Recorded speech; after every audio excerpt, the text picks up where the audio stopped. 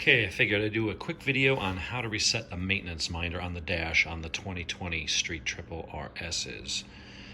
Almost positive I did this at the 600 mile mark. I don't think I had to go into the dealer to do that. So, turn the bike on.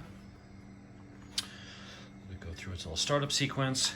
Hit the mode button over here. Click on that, you're in rider modes and all that kind of stuff.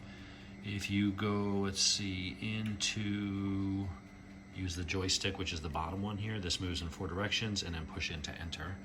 So if you go down one into bike setup, go down to service, and this is where you can see, okay, when the next service is due and all that stuff.